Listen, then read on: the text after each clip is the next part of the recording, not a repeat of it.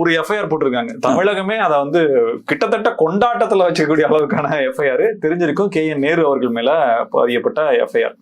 இதுல ரத்தீஷ்ன்ற பேர் வருது. அந்த ரத்தீஷ பேரை தொட்டு முன்னாள் துணை முதலமைச்சர் உதயநிதி ஸ்டாலின் வரைக்கும் போகுது. என்ன அந்த ரத்தீஷ்ன்ற பேருக்கு பின்னாடி என்ன? இல்ல, இது வழக்கையே சொல்லிடுறேன். KN நேருடைய தம்பி வந்து இந்தியன் IOB கத்தீட்ரல் பிரான்ச்னு சொல்லிட்டு TVSல இருக்கிற அந்த பேங்க்ல 25 கோடி கடன் 2013 வாங்கினார்.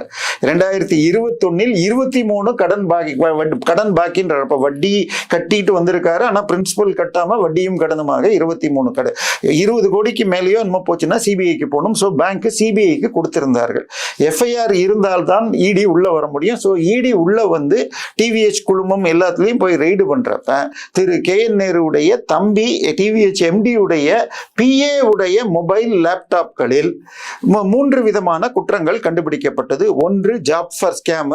அவருடைய நகராட்சி துறையில என்ஜினியர்ஸ் போடுறதுக்கு தேர்வு வச்சு 2 லட்சம் பேருக்கு அதிகமாக எக்ஸாம் எழுதினதுல 2534 பேருக்கு வேலை வாய்ப்பு கொடுக்கப்பட்டது. அதுல ஒரு 150 பேர் 25 லட்சம் ரூபாய் பணம் கேட்டு கொடுத்து அந்த பணம் வெளிநாடு போனதற்குரிய இது ஸ்கிரீன்ஷாட்ஸ் இருக்கு அப்படின்னாங்க. இன்னொன்னு வந்து இது அவருடைய இது குடிநீர் மற்றும் டிரைனேஜ் இது கழிவுநீர் வாரியத்தில் உங்களுக்கு கான்ட்ராக்ட் கொடுத்தால் இல்ல இது வந்து இல்ல டிரான்ஸ்ஃபருக்கு 50 லட்சத்துல இருந்து 1.5 கோடி ரூபாய் இன்ஜினியர் லெவல், அதுல ஒரு 350 கோடி. அடுத்தது வாட்டர் சப்ளை அண்ட் டிரைனேஜ் குடிநீர் மற்றும் அதுல பார்ட்டி ஃபண்ட் அப்படின்னு சொல்லிட்டு கான்ட்ராக்டுக்கு 7.5 to 12, நான் சொல்றது ED சொல்றது 12% என்று அது ஒரு 1200 கோடி அப்படின்னு 3 வழக்குகள் வந்தது.